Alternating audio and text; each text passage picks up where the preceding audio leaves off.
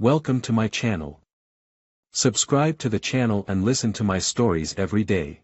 The day I discovered Emily's betrayal felt like a punch to the gut, one of those moments where you can feel your world crumbling but somehow, you manage to keep standing. It was a regular Tuesday evening, nothing special. The kids were at their grandmother's, and Emily was unusually late again. She had mentioned a late meeting with her team.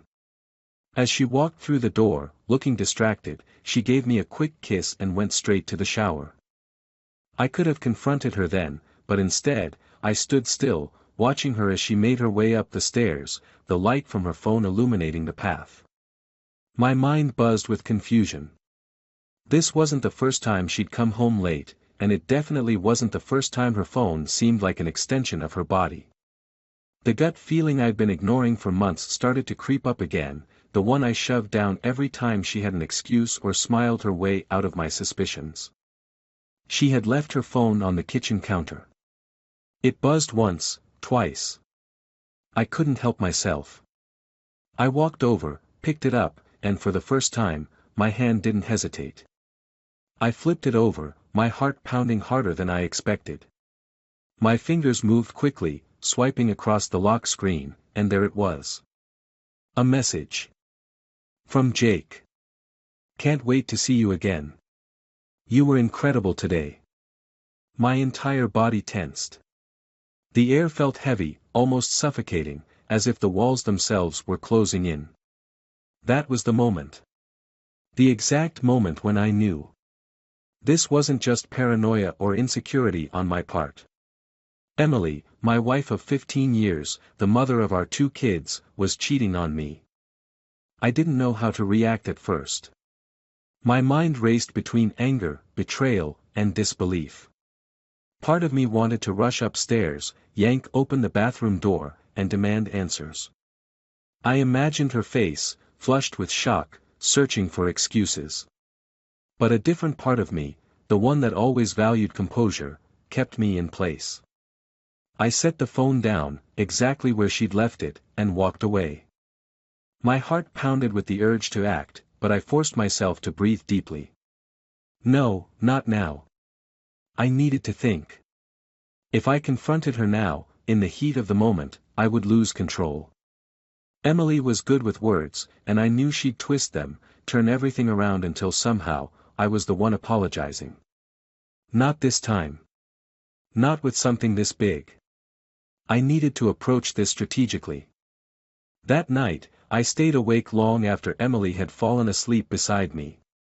Her breathing was steady, and she looked peaceful, like she didn't have a care in the world. Meanwhile, I stared at the ceiling, my mind racing through all the times I'd noticed something off but dismissed it as stress or overwork. Every late-night work call, every unplanned weekend trip, all the subtle changes in her behavior, it was all starting to make sense. How blind had I been? In the morning, I made sure to act normal. I kissed her goodbye as she left for work, the same way I always did. But the entire time, my mind was working out the next steps. I wasn't going to explode. I wasn't going to let her turn this on me. No, I was going to play this smart. The first thing I did was check our shared phone bill. I'd never paid close attention to it before, but now I scrutinized every detail. Sure enough, Jake's number popped up repeatedly. Late at night, during weekends when she was supposedly at the store or with friends, always at odd hours. The evidence was piling up, but still, I didn't confront her. Not yet. The next few days were a blur of calm fury. I kept my distance, not physically but emotionally. I began sleeping on the far side of the bed, avoiding her touch, her kisses. Every time she smiled at me or spoke about mundane things, like the kids' school or what groceries we needed, I wanted to scream. How could she be so normal, so unaffected, when she was tearing our marriage apart behind my back? One night, about a week later, I saw my opportunity. Emily had gone to bed early, exhausted after another long day at the office. Her phone was charging on the nightstand, and once I was sure she was asleep, I grabbed it. This time, I wasn't just looking for texts. I scrolled through her photo albums, and there it was, a hidden folder titled Work Stuff. With trembling fingers, I opened it. Photos of them together. In hotels. At restaurants. On trips she never mentioned.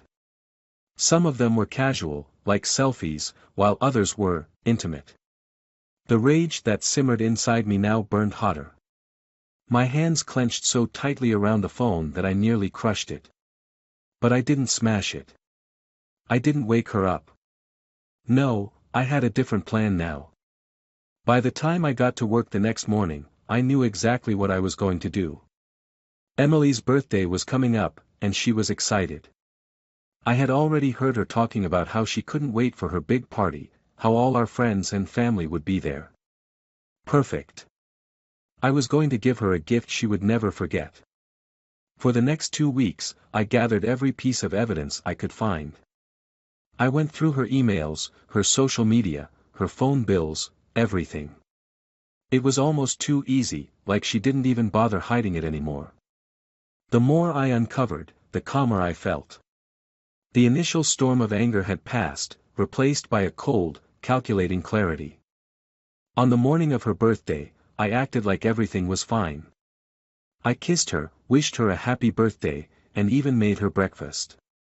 She smiled, thanked me, and left for work, blissfully unaware of what was coming her way. All day, she texted me excitedly about the party, reminding me to pick up the cake and make sure the decorations were set. She even sent me a heart emoji, something she hadn't done in months. That evening, as our friends and family gathered in the living room, laughing and chatting over drinks, I felt a strange calm wash over me. Emily was in the center of it all, glowing in her red dress, playing the perfect hostess. She kept stealing glances at me, as if everything was right in our world. And in a way, it was, for the next few minutes, at least. As the cake was brought out, I stood up and tapped my glass to get everyone's attention. Everyone, I started, flashing a smile that I knew would seem genuine to them. Before we get to the cake, I have a little something I put together for Emily. A surprise, if you will. Emily looked at me, her smile widening in surprise. She wasn't expecting this. That's what made it perfect. I grabbed the remote and dimmed the lights. The TV screen flickered on, and for the first few seconds, it was filled with happy moments, our wedding, the kids when they were younger, our family vacations. Emily relaxed, thinking this was just another heartfelt montage. But then, the screen shifted. The first message appeared, Jake's message. The room went silent, the only sound the click of the next slide. More messages. Photos of them together. Time-stamped emails. Her smile vanished, replaced by confusion, then horror. As the slideshow played out, I could feel every pair of eyes in the room shifting from the screen to Emily. My wife, the woman who had betrayed me, was now the center of attention for all the wrong reasons. After the slideshow ended, the silence was deafening. The only sound in the room was the soft hum of the television as the final image of Emily and Jake together faded from the screen. My heart was pounding, but I kept my face composed. The weight of what had just transpired was pressing down on everyone in the room, but especially on Emily, who sat frozen in place, her face as pale as a ghost. She hadn't moved since the first text message popped up, the realization of what was happening dawning on her in slow, horrifying waves. The room, which just moments ago had been full of laughter and celebration, was now a gallery of stunned expressions. Some of our closest friends and family, the very people who had always admired us as the perfect couple, sat with their mouths agape, unsure of what to do or say. Finally, Emily stood up. Her voice trembled as she spoke. Mark, what the hell was that?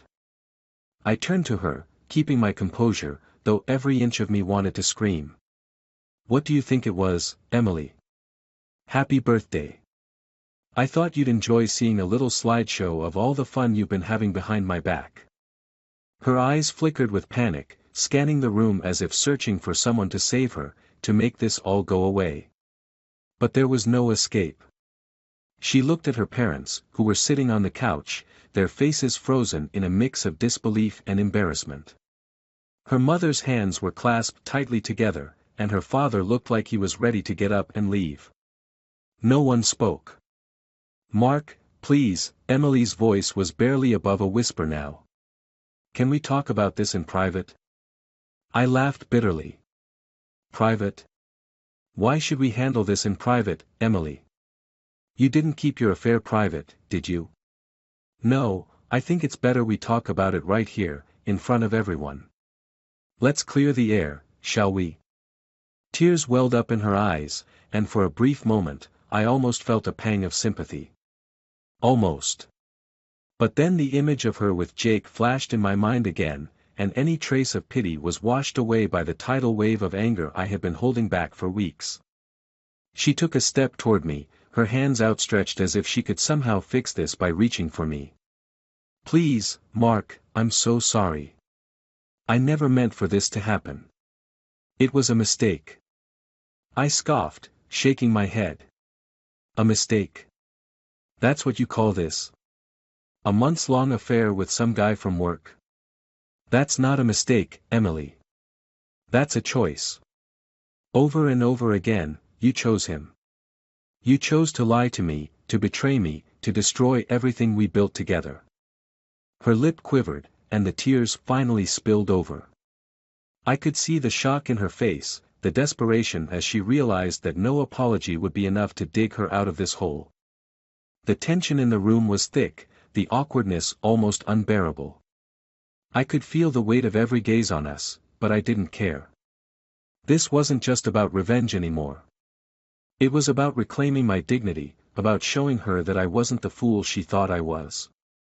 That I wasn't some clueless husband who would let this slide, who would forgive her and move on like nothing happened. "I've been wondering for months what was going on with you," I continued, my voice steady but laced with venom. "The late nights at work, the sudden trips, the way you were always glued to your phone." I ignored it. I didn't want to believe it.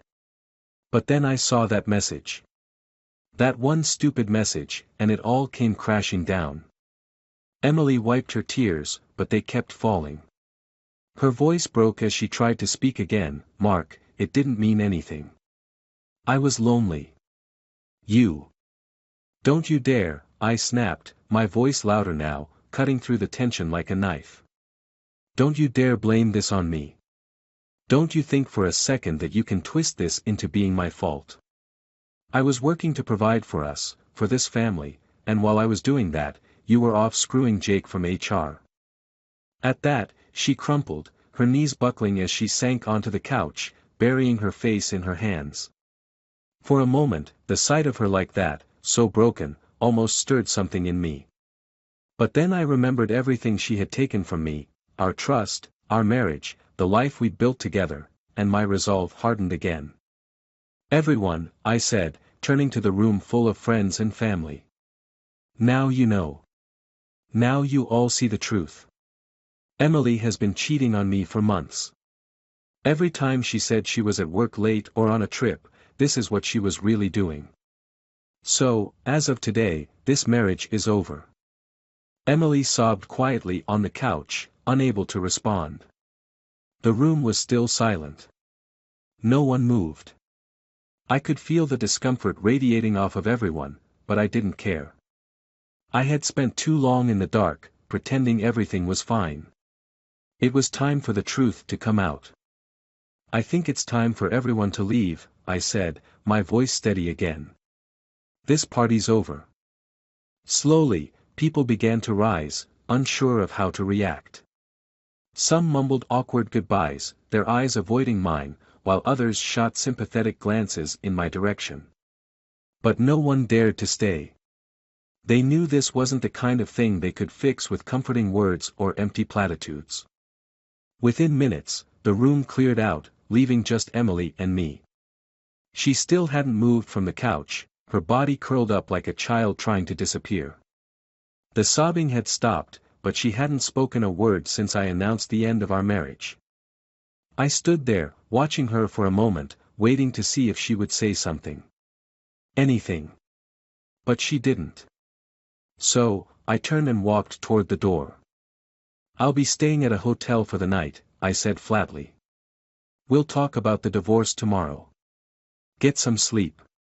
You're going to need it." And with that, I left.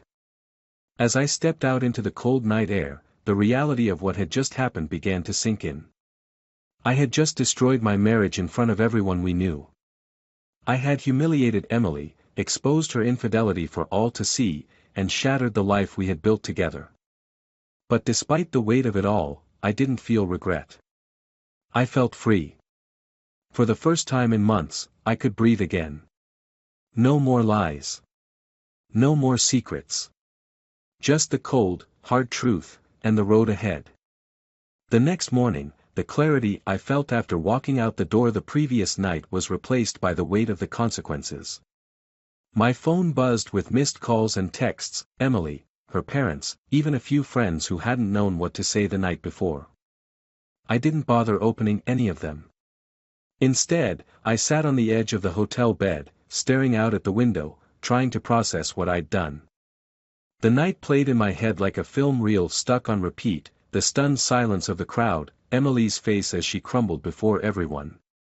I knew I had taken control of the situation, but now I had to deal with the aftermath. There was no turning back, and in some strange way, I didn't want to. After staring blankly for what felt like hours, I decided to make my next move. The first thing I needed to do was call a lawyer. I wasn't going to let this drag out. I wanted it to be clean, fast, and done. Divorce papers, custody arrangements for the kids, and a financial split. I had already decided that she wasn't going to get more than she deserved. I wouldn't let her walk away with anything but the consequences of her actions. I looked up the number for a local divorce attorney and dialed it. My voice sounded hollow as I explained the situation. The assistant who answered was understanding, professional, and quickly arranged a consultation for later that afternoon. As I hung up, my phone buzzed again. This time, it was a text from Emily. "Mark, we need to talk. Please come home. I'm so sorry. Please, I'll do anything." I stared at the message for a long time, my thumb hovering over the screen. For a second, I considered going back, facing her in person, seeing if she had anything left to say that would change things. But I knew better. Words were empty now, and after everything, I didn't trust anything that came out of her mouth.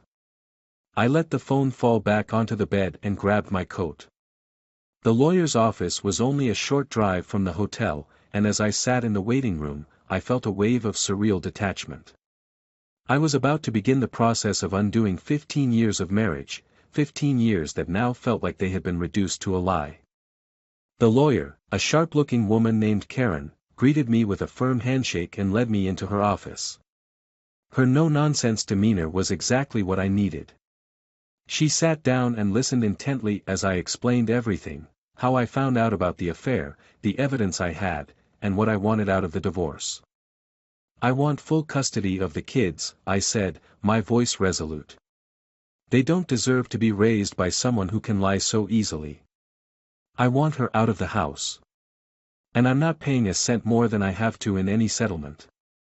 Karen nodded as she took notes, occasionally asking questions about our finances and the logistics of custody.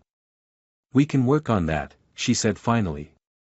"You're in a strong position, especially if you have evidence of her affair. Courts don't look kindly on infidelity when it comes to child custody and spousal support." I felt a small sense of relief. For the first time since this nightmare started, I had someone on my side, someone who wasn't going to be swayed by emotion or guilt. Karen laid out the process for me, explaining the steps we would take to file the divorce papers, how we could push for full custody, and what to expect in terms of a timeline. Before I left, she looked me in the eye and said, "This isn't going to be easy, Mark. It never is. But the important thing is that you stay strong and don't let her manipulate you. She's going to try to get under your skin, people like her always do. But you've already taken control of this. Keep it that way." I nodded, grateful for her directness. She was right. Emily was going to fight, and she would use whatever tricks she had to get what she wanted. But I wasn't the same man who had looked the other way when she was coming home late, when her excuses were too convenient.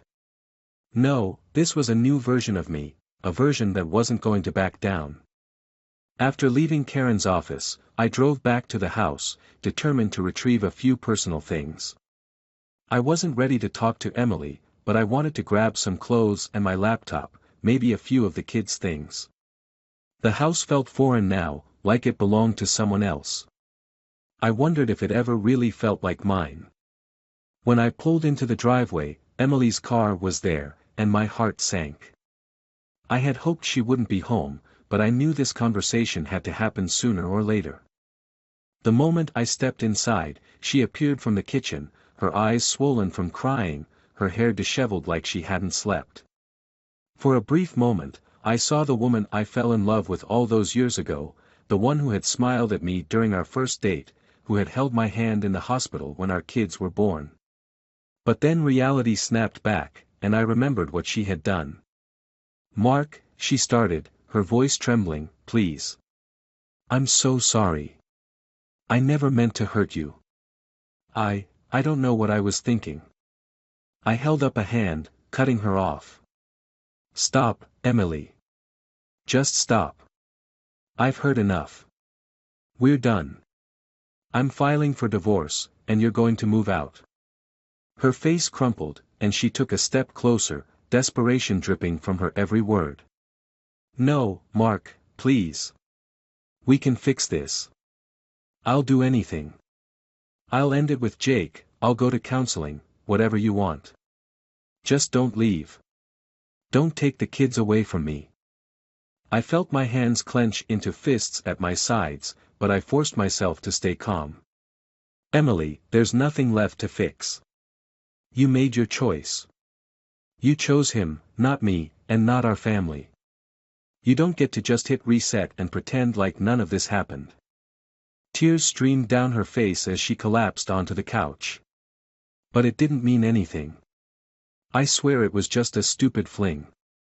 It was never supposed to be serious. Please, Mark.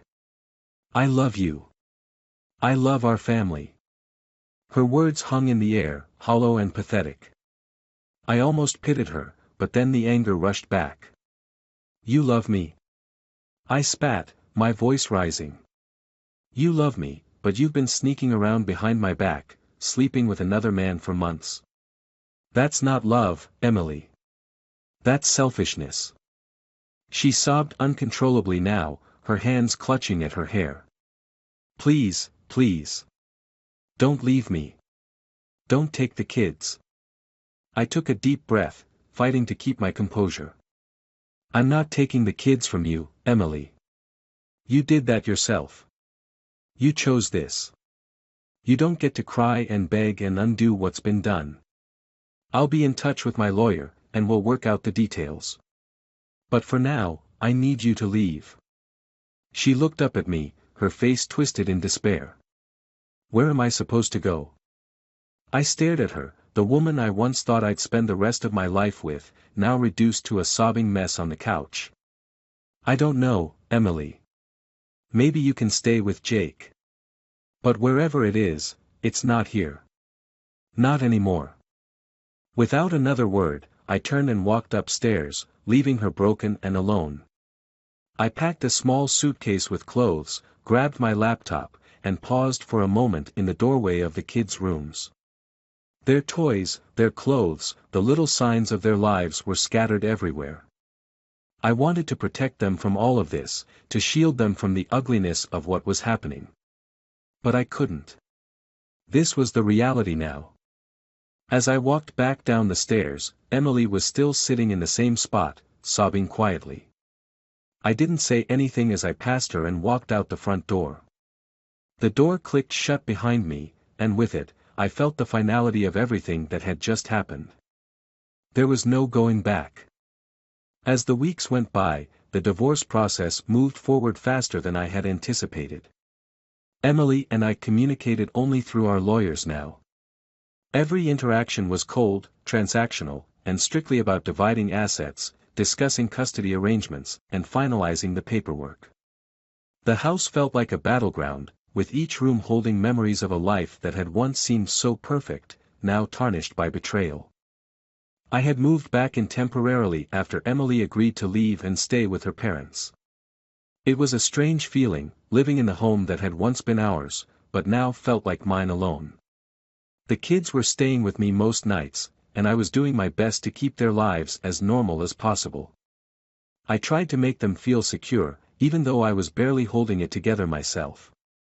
But they were stronger than I gave them credit for, resilient in ways that both broke my heart and gave me hope. One evening, as I sat at the kitchen table staring at the divorce papers, ready to sign the final document that would officially end my marriage, my phone buzzed. It was a number I didn't recognize. Normally, I would have ignored it, but something compelled me to answer. Hello. There was a pause on the other end, followed by a soft, familiar voice. Mark, it's Jake. My body tensed immediately. Of all the people I never wanted to hear from again, he was at the top of the list. I gripped the phone tighter, barely containing the urge to hang up. What do you want? I asked, my voice colder than I had intended. I know I'm the last person you want to hear from, Jake said quickly. And I don't blame you. But I think you should know something. It's about Emily. I exhaled slowly, trying to keep my composure. I didn't care about Jake, but curiosity got the better of me. What is it? There was another pause, as if he was gathering his courage. She ended things with me. A couple of weeks ago. I haven't spoken to her since, but I just found out she's been in the hospital. I don't know if you're aware, but... My heart stopped. What? What do you mean she's in the hospital? She had a breakdown. I guess she wasn't handling everything as well as it seemed. I didn't want to call, but I thought, you should know. I stood up abruptly, the chair screeching against the floor. What hospital is she in? He gave me the name, and before he could say anything else, I hung up. My mind raced as I grabbed my jacket and keys. I hadn't seen Emily since she left the house, and now the thought of her in a hospital, struggling, brought a wave of guilt crashing over me. I had wanted her to pay for what she did, but this wasn't what I had in mind. When I arrived at the hospital, I made my way to the front desk and asked for her room. The nurse directed me to the psychiatric wing, which hit me harder than I expected. This wasn't just exhaustion or stress. This was serious. I walked down the long, sterile hallway, my footsteps echoing as I approached her room. My chest tightened with each step. What would I find? Would she even want to see me? Part of me questioned why I was even here, after everything that had happened. When I finally reached the door, I hesitated before knocking softly. A few seconds later, I heard her voice from the other side. Come in. I opened the door slowly and stepped inside. Emily was sitting up in the bed, looking thinner, paler than I remembered. Her eyes widened when she saw me, a mix of surprise and sadness flickering across her face. Mark, she whispered. I stood there awkwardly, not sure what to say. Seeing her like this was a shock. She looked fragile, like the weight of the world had finally crushed her. I hadn't expected to feel anything for her after everything she had done, but seeing her here, broken, stirred something deep inside me. I didn't know, I said, my voice soft. Jake called. He said you were here. She smiled weakly, a sad, hollow smile. He's the last person I thought would care enough to reach out. I walked over to the side of the bed and sat down in the chair beside her. For a few moments, we sat in silence. I didn't know how to start the conversation. All of my anger, my need for revenge, it seemed small and insignificant in the face of what was happening now. I'm sorry, she said finally, her voice cracking. I'm sorry for everything. I shook my head. Emily, this isn't the time for that. No, it is, she insisted. You deserve to hear it. I. I ruined everything. I don't know what I was thinking, Mark. I was so lost, so selfish. I thought I could have it all. You, the kids, this stupid fantasy with Jake. But I was wrong. So wrong. I didn't respond. I didn't need to. She was already spiraling, her emotions pouring out, raw and unfiltered. When you exposed me at the party. I deserved it, she continued. I deserved all of it.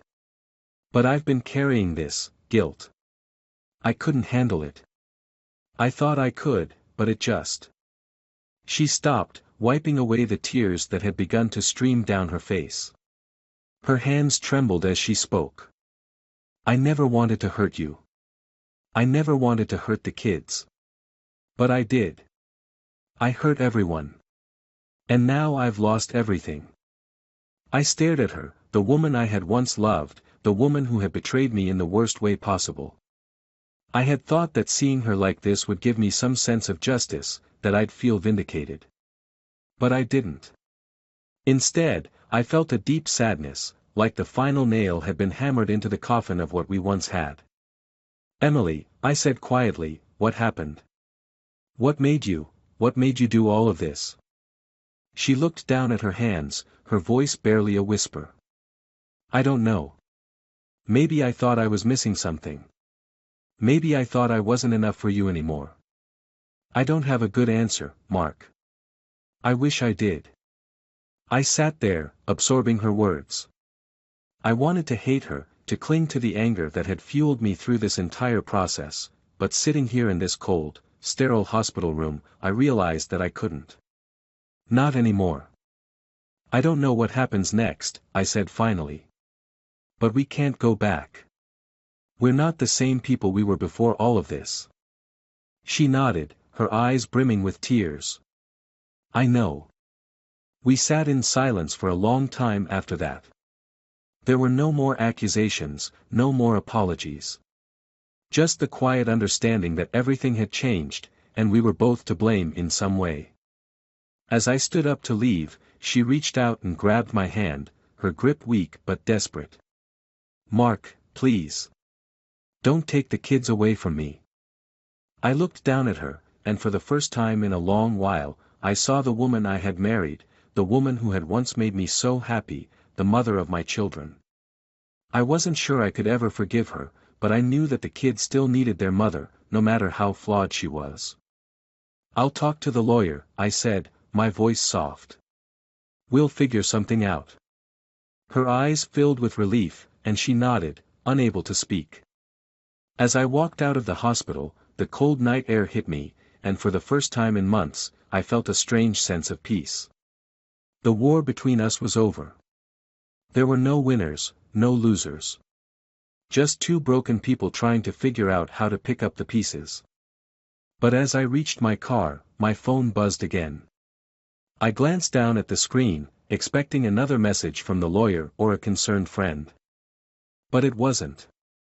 It was a message from an unknown number. I'm sorry for everything. But it's not over. And that's when I realized, this was far from the end.